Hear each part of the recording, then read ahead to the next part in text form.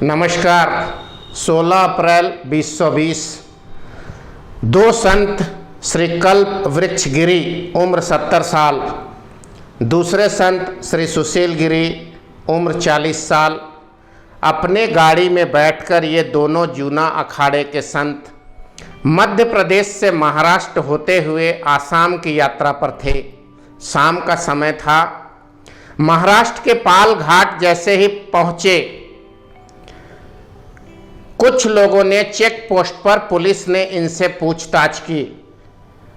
Police के इशारे पर पाल घर के कुछ लोग इनकी तरफ बढ़े। अचानक भीड़ से एक आवाज आई, ये लोग बच्चा चोरी करने वाले हैं। आवाज शोर में तब्दील हुआ। लोग इनकी तरफ बढ़े। सनातन संपदा के, सनातन परंपरा के संतों के ऊपर हाथापाई से प्रारंभ हुई यह घटना 500 लोग देखते ही देखते इकट्ठा हो गई। चेक पोस्ट पुलिस का वहां पर था, पर महाराष्ट्र पुलिस मूक दर्शक बनी रही।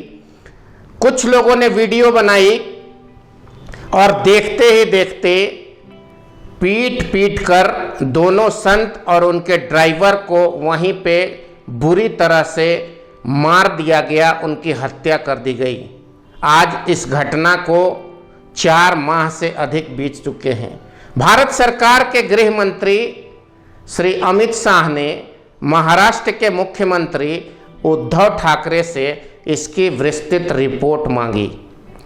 जब रिपोर्ट उद्धव ठाकरे ने केंद्र सरकार को भेजा तो कहा कि 110 लोगों के ऊपर FIR हुई है और 6 से 8 छोटे बच्चे को उठाकर बाल सुधार गृह भेजा गया है, उनसे गलती हो गई।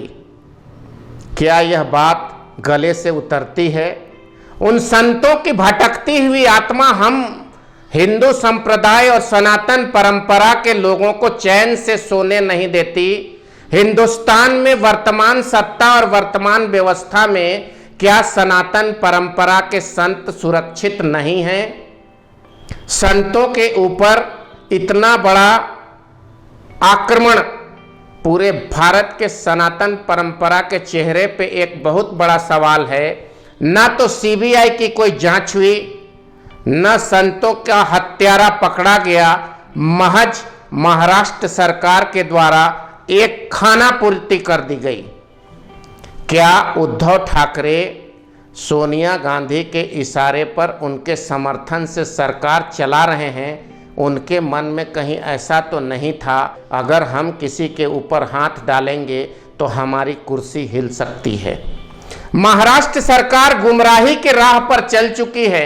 चाहे सुशांत सिंह राजपूत का केस हो, रिया चक्रवर्ती को पूरी तरह मदद करना, या फिर इन संतों स्वर्गीय कल्प वृक्ष गिरी 70 वर्षीय और श्री सुशील गिरी 40 वर्षीय संतों की हत्या को महज एक खाना पूर्ति करके जमींदोज करने की घटना महाराष्ट्र सरकार के हिंदुत्व पर और बाला साहब ठाकरे के स्मृति पर एक बहुत बड़ा काला अध्याय लिखता है। भारत की जनता ये जानना चाहती है कि उद्धव ठाकरे की आत्मा क्या मर चुकी है?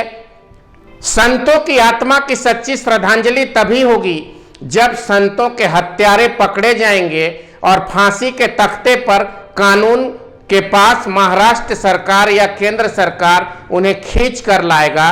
तभी सनातन परंपरा की रक्षा होगी और प्रशासन के प्रति जागरूकता और विश्वसनीयता बढ़ेगी।